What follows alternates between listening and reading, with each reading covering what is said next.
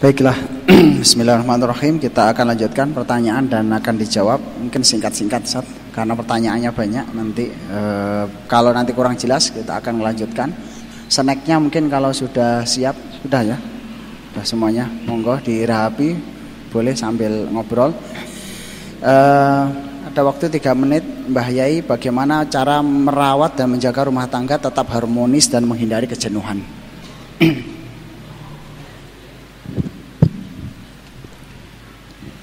Ada pertanyaan bagaimana merawat agar supaya keluarga itu tetap dalam kesenangan atau dalam kesejahteraan. Yang pertama, bahwa kita harus menerima apa adanya. Artinya semampuan pada suami untuk menyediakan segala sesuatunya dengan usaha yang susah payah itu kemudian diterima oleh istri. Nah, maka untuk itu perlu dilakukan. Kalau sholat jamaah di rumah, misalnya pada maghrib, maka koreksi total keberadaan ayah, kemudian ibu juga anak. Nah, sehingga masing-masing bisa curhat. Anak bisa curhat kepada ibu, ibu juga curhat pada ayah. Nah, kemudian persoalan-persoalan yang harus diselesaikan itu kemudian diselesaikan dengan baik. Berkat jamaah, insya Allah itu keluarga itu akan menjadi terjaga, kemudian akan menjadi tentram sebagaimana yang diharapkan di dalam keluarga itu. Jadi sholat jamaah kemudian ada sharing gitu nggih. Ya. Sharing apa kekurangannya, apa yang diperlukan, seperti manajemen, jadi selalu musyawarah. Baiklah. Kemudian pertanyaan berikutnya, bagaimana hukumnya kalau seorang mengambil anak asuh, Ustaz? Anak asuhnya ini perempuan. Nah, bagaimana hukumnya? Apakah boleh bersalaman atau tata cara pergaulannya bagaimana? Ustaz. Ya, pertama berkaitan dengan adopsi ya. Saya ingin menjelaskan Bapak Ibu, adopsi dalam Islam dalam arti sampai mengaku sebagai anak atau menisbahkan itu sebagai anak adalah haram dalam Islam. Ya, adopsi itu haram dalam Islam. Untuk itulah Rasulullah SAW diperintahkan oleh Allah untuk membatalkan adopsi ini. Dikatakan, maka Muhammadun aba ahadim mir rijalikum walakin Rasulullah wa khataman nabiyyin. Allahumma sholli ala Muhammad. Atau seperti yang Allah katakan, ud'uuhum li abaihim huwa aqsatu indallah. Panggillah anak-anak itu nisbahkan kepada bapaknya ya. Jadi saya katakan adopsi itu diharamkan. Langsung bin ya, binti atau ya, bin jadi, itu tidak boleh, Ustaz. Bin atau bintinya tetap kepada bapaknya. Kalau anak asuh, Pak, ini anak asuh. Nah, kalau anak asuh ini pertama ya, kemudian kalau anak asuh boleh ya, bagus ya, menjadi anak bapak asuh atau ibu asuh boleh. Ini anak asuh saya ya, ini nggak ada masalah ya, ini anak binaan saya, anak asuh saya, nggak ada masalah. Nah, bagaimana kalau berkaitan dengan anaknya itu anak perempuan atau anak laki-laki yang sudah dewasa gitu ya. Jadi ibu bapak yang dimuliakan oleh Allah Subhanahu wa taala, kalau yang namanya anak asuh tetap orang lain. Berarti tetap menjaga batas-batas mahramiyah. Bukan mahram berarti. Bukan mahram. Artinya bapak asuhnya itu ya tidak boleh pergi bersama, ya tidak boleh melihat auratnya, ya. Kecuali ada satu hal yang memang selalu sangat dekat dan tidak bisa tidak bisa lepas, maka ada jalan keluarnya, ya. Walaupun itu terjadi perselingkuhan dan turun lama, yaitu supaya ibunya itu nyusui anak itu, supaya masuk rodoah. Ya, ibunya itu nyusui anak itu sehingga menjadi anak asuh. Maka sangat bagus kalau waktu kecil langsung disusuin, itu jadi anak asuh. Itu Dokter Samad itu ketika istrinya melahirkan mengambil anak asuh juga, seusianya sama, disusui, itu sudah menjadi mahram. Jadi jalan keluarnya ketika kecil itu disusuin, itu nanti menjadi kalau sudah mahram. Kalau sudah besar gimana? Ada hadis salim di mana diminta untuk nyusui. Ya, Ustaz, kalau anak angkatnya ku gede, Ustaz, SMA kelas 3. Ya, kalau memang kondisinya seperti Salim, Ustaz, yang nggak mungkin bisa lepas sama sekali. Ya, artinya secara psikologis memang tidak bisa lepas, maka kemudian dengan jalan ibunya suruh nyusui. Repotnya kalau ibu sudah nggak nyusui lagi gitu ya. Kalau memang nyusuinnya itu nggak keluar ASI, nggak masalah, Ustaz. Kalau memang tidak keluar ASI maka berarti juga tidak bisa. Ya. Harus rodoah. Ya, harus ada air ASI yang masuk. Ya, supaya darahnya sama. Dan itu 5 kali. Ya, 5 kali. Ya. Taib. Baik, itu guys. Jadi insyaallah demikian. Kemudian Ustaz, mohon diterangkan sholat sunnah sebelum atau setelah sholat wajib. Dikatakan dalam hadis, man shalla 12 rakaatan banallahu baitan fil jannah. Siapa yang sholat 12 rakaat selain fardhah, yaitu maksudnya rawatib, maka Allah Subhanahu wa taala akan membangunkan rumah di surga. Nah, ini rawatib ini disebutkan nafilah. Nafilatnya bonus ya. Hendaklah kita melihat sholat-sholat sunnah, puasa sunnah sebagai nafilah. Nafilah itu bonus. Tidak ada di antara kita yang nolak bonus. Nah, apa yang disunahkan pertama adalah 2 rakaat sebelum subuh. Dikatakan rakaata al-fajri khairum minad dunya wa ma fiha. 2 rakaat sebelum subuh itu lebih baik pahalanya daripada dunia dan seisinya. Yang kedua adalah 2 rakaat atau 4 rakaat sebelum zuhur. 2 rakaat atau 4 rakaat? Ya, 2 rakaat salam, 2 rakaat salam sebelum zuhur. Dan kemudian 2 rakaat atau 4 rakaat setelah zuhur. Berarti 8 tambah 4 zuhur tambah 8. Jadi 12 rakaat saat semuanya. Ya, ini sudah. Kemudian tidak muakkad tetapi boleh, yaitu 4 rakaat sebelum asar. 4 rakaat sebelum asar. Tapi tidak muakkadah ya. Karena dikatakan ma bainal adzanaini salatun.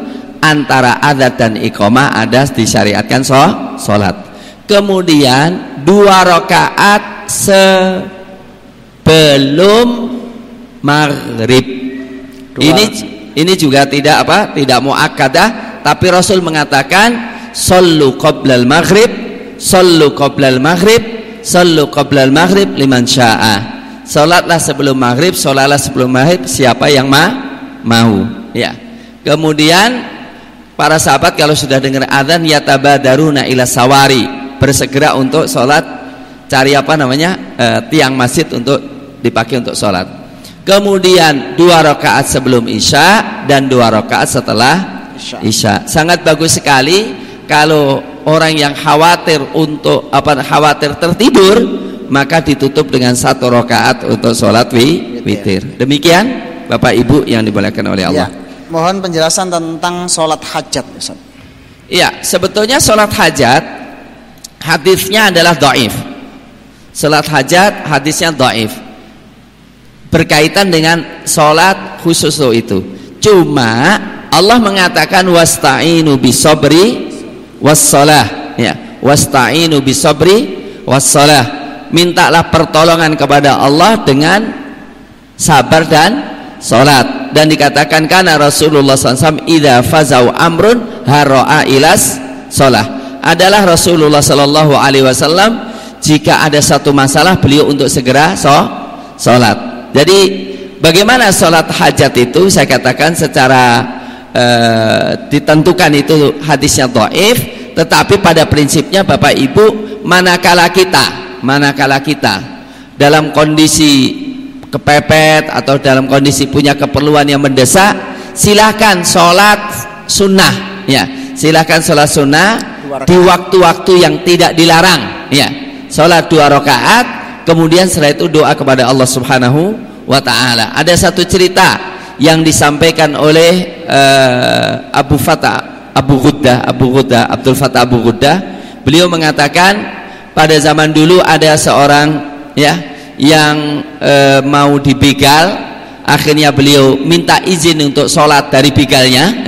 Jadi katanya, silakan ambil hartaku, ya, tapi kata begalnya, hartamu sudah jadi hartaku, tapi aku butuh nyawamu. Nah, akhirnya dia minta untuk diizinkan sholat. Kemudian setelah sholat, dalam rukuk terakhir kali, dalam sujud terakhir kali, beliau membaca, ya wadud, ya dzal arsyil majid, ya fa'alan lima yurid, nas'aluka bi'izzatika allati la turam, wa bimulkika alladzi la yudham, wa binurika alladzi mala'a arkana arsyik, an takfiyani min hadzal lis. Maka kemudian dikatakan, datanglah seorang penunggang kuda dan membunuh orang tersebut, ya. Kemudian dikatakan, siapa yang sholat kemudian berdoa 4 kali dengan doa ini, dikabulkan oleh Allah Subhanahu wa Ta'ala. Mau ujian sholat 2 rakaat boleh, Ustaz?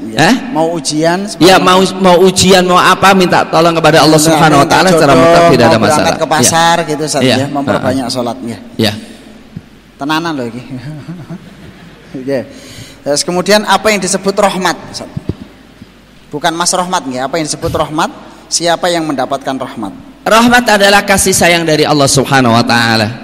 Dikatakan dalam hadis, inna lillahi mi'ata rahmah, dalam hadis riwayat Muslim. Inna lillahi mi'ata rahmah, sesungguhnya Allah Subhanahu wa Ta'ala memiliki 100 rahmat. Rahmat adalah kasih sayang dari Allah Subhanahu wa Ta'ala yang wujudnya segala nikmat, segala pemberian Allah Subhanahu wa Ta'ala yang di situ ada kebaikan bagi hambanya.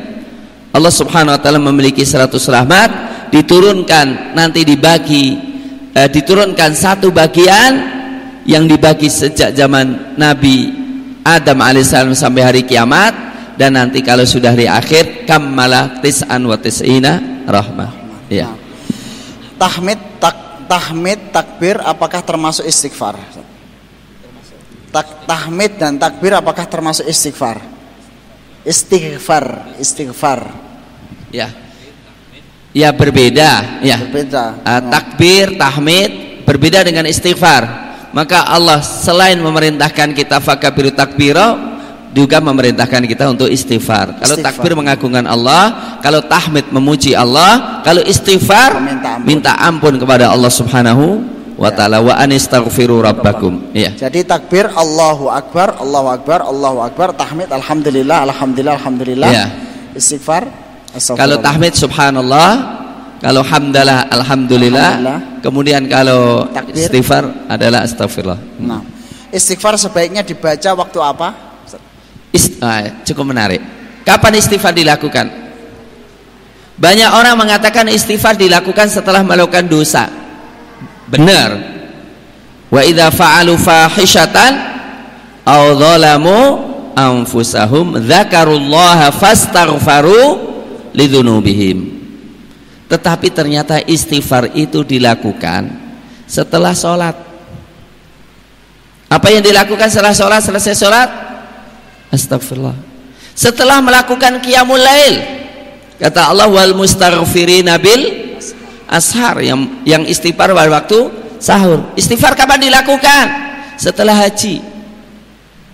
Wastaghfirullah innallaha ghafurur rahim. Tsumma afidhu min haitsu afadhan nas wastaghfirullah innallaha ghafur. Kapan? Setelah jihad dan mendapatkan kemenangan. Idza jaa nasrullahi wal wa ra'aitan nasa yadkhuluna fi dinillahi fasabbih bihamdi rabbika wastaghfir. Ketika sudah mendekati mau mati, udah tua, harus banyak istighfar. Jadi istighfar itu adalah dilakukan ketika kita merasa bahwa ibadah kita, kewajiban kita belum dilaksanakan secara sempurna. Dan siapa yang merasa sudah sempurna adalah paling nggak sempurna. Jadi istighfar dilakukan setelah ibadah, setelah taat maupun setelah melakukan kemaksiatan. Iya. Ya. Baiklah. Kemudian ini apa penjelasan dari Quran surat Al-An'am ayat 146. Ini nanti penjelasannya panjang, insyaallah dalam waktu yang lain. Ustadz, saya mau tanya. Iya, memang boleh tanya. Keistimewaan bulan Muharram. Apakah puasa Muharram ditambah 1 hari puasa ini mungkin pas Muharram nanti Ustaz ya? Ya. Muharram masih jauh. Saya kira puasa Muharram adalah puasa yang paling baik ba'da Ramadan. Afdhalus shiyam ba'dal fardhah asy-syahrul ladzi yusamma syahrul Muharram. Jadi pada puasa Muharram adalah puasa yang terbaik, maka memperbanyak puasa di bulan Muharram. Puasa Asyura keutamaannya. Iya, puasa Asyura dikatakan bahwa ya ahtasibuha yukaffirullah hasanatan madiyatan ya. Jadi kalau puasa tanggal 10 bulan Muharram adalah penghapus 1 tahun yang lalu. Ya. Ya. Baiklah. Ya, termasuk juga puasa Sya'ban disunahkan memperbanyak, dan Rasulullah sallallahu alaihi wasallam beliau dikatakan tidaklah para sahabat melihat Rasulullah paling banyak melakukan puasa melebihi pada waktu bulan Sya'ban. Iya, jadi amal soleh diangkat oleh Allah Subhanahu wa taala setahun pada bulan Sya'ban. Iya. Kemudian bagaimana hukumnya orang yang melaksanakan sholat Jumat sebelum masuk waktu zuhur? Perhatikan nih, cukup menarik. Apakah ada sholat sunnah sebelum Jumat? Terjadi perselisihan di antara ulama. Tetapi yang disepakati oleh ulama adalah termasuk orang yang mendapatkan fadilah besar, didoakan oleh malaikat, adalah orang yang datang ke masjid setelah itu melakukan sholat. Datang ke masjid, melakukan sholat 2 rakaat salam, 2 rakaat salam, 2 rakaat salam, sampai imam datang. Thumma yusalli hatta ja'al imam thumma ansata fa ghufira lahu ila jum'ah talihi. Jadi kalau orang melakukan itu ya, dikatakan ini kaitan dengan keluarga bahagia juga ya. Man ghassala waqtasala, man ightasala wa ghassala thumma tatahhara thumma ata ilal masjid. Siapa yang mandi dan menjadikan istrinya mandi, nah, mandi wajib. Kemudian dia datang kemudian dia mandi, kemudian dia datang ke masjid. Menjadikan istrinya mandi berarti melakukan hubungan suami istri malam Jumat atau hari Jumat. Ya, pokoknya sedekah lah gitulah ceritanya. Biar jelas itu Ustaz. Ya. Yang penting dia sedekah sama istri atau suaminya. Ada seorang suami selalu telepon, mau sedekah enggak gitu kan. Sedekah ditawar-tawarkan gitu. Bagus juga. Jadi ketika itu kemudian dia ke masjid dan tidak melangkahi orang, kemudian dia berzikir kepada Allah Subhanahu wa taala, maka diampuni dosa sampai Jumat berikutnya, wa ziyadatu salasati ayam, dan ditambah 3 hari. Jadi kalau dia melakukan sholat sampai imam datang kemudian berhenti, yaitu mendapatkan pahala seperti itu. Nah, adapun sholat sunnah sengaja qobla Jumat, yaitu adzan kemudian berdiri, sebetulnya tidak ada dalilnya. Sebetulnya tidak ada dalilnya, kecuali ma bainal adzanaini shalah, antara 2 adzan adalah antara adzan dan qomat adalah salat. Itu saja. Dipahami insyaallah ya? Ya. Jadi tidak perlu mengkhususkan, tapi datanglah ke masjid langsung sholat 2 rakaat, dilanjutkan 2 rakaat, 2 rakaat, 2 rakaat. Ya. Ya. Baiklah, saat kemudian pertanyaan berikutnya tentang sholat duhur dan asar. Mayoritas imam melaksanakan sholat cepat duhur dan asar, kebat keliwat. Jadi sholatnya cepet, itu ekspres. Itu ya, kereta api sancaka malam gitu ya. Kalau terus menerus sampai kita baca Al-Fatihah juga nggak selesai, cari aja masjid yang lainnya. Atau ngomong dengan imam, Pak, tolong Pak, nyun ngapunten, kelihatannya bahasanya enak, kelihatannya mungkin panjenengan lebih hafal dari saya ya gitu kan. Karena saya baca Al-Fatihah kok belum selesai gitu ya. Jadi mohon karena saya mungkin kurang apal, Bapak terlalu apal gitu ya, sehingga tolong agak diperlama dikit gitu kan, enaknya gitu kan ya, ya betul. Kemudian berikutnya sholat tahiyat akhir, apakah ya kita sholat imamnya sholat tahiyat akhir, kemudian kita terlambat sehingga tahiyat awal. Nah bacanya itu ikut bacaan imam tahiyat akhir ataukah ikut tahiyat awal? Tidak mengapa, kecuali tidak ditutup dengan doa aja ya, doa Allahumma inni a'udzubika min adzabil jahannam wa min adzabil qabri ya. Tapi kalau mau doa sampai akhir juga tidak ada masalah ya. Ikut imam sampai selesai juga nggak ada masalah ya. Ketika imam membaca takbir, apakah makmum juga mengucapkan takbir? Ya, jadi imam membaca takbir. Maksudnya suaranya kenceng, Ustaz. Allahu Akbar. Makmum tidak boleh kenceng, ya. Cukup makmum takbirnya didengar oleh dirinya sendiri. Ya. Shaf salat jamaah apa ini? Salat jamaah wanita. Salat jamaah wanita apakah sama dengan laki-laki? Imam di depan, apakah imam wanita bisa mengeraskan suaranya? Ini tata cara. Kalau makmumnya wanita dan tidak ada laki-laki, ya tidak mengapa ya dibaca keras, tapi hanya didengar oleh yang di dekatnya saja ya. Adapun berdirinya imam wanita adalah sejajar, tidak di depan ya. Ya, terakhir Ustaz, mohon dijelaskan tentang gafatar. Nah, banyak orang yang hilang, ini belum sempat dijelaskan. Ya, Bapak Ibu, gafatar adalah di luar Islam kafir murtad. Ya. Karena gafatar sebetulnya jilmaan dari Qiyadah Islamiyah. Pimpinan Musaddiq, Ahmad Musaddiq yang mengatakan yang syahadatnya wa asyhadu annal masihal mau'ud wa annal masihal maut Rasulullah ya. Jadi gafatar itu jilmaan dari Qiyadah Islamiyah, namanya sih bagus, pemimpin Islam. Lah Qiyadah Islamiyah ini jilmaan dari N11 KW9 negara Islam Indonesia, namanya bagus. Tetapi ternyata N11 kemudian Qiyadah Islamiyah kemudian gafatar semuanya tidak mewajibkan sholat.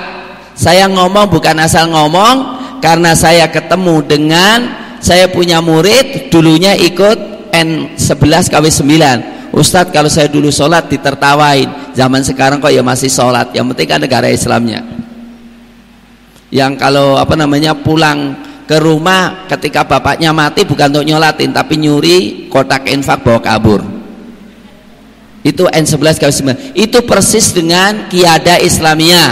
Karena saya punya santriwati dulu ketika saya di salah satu pondok, ternyata santriwati ini kuliah di UII dan tidak sholat lagi gara-gara ikut Qiyadah Islamiyah.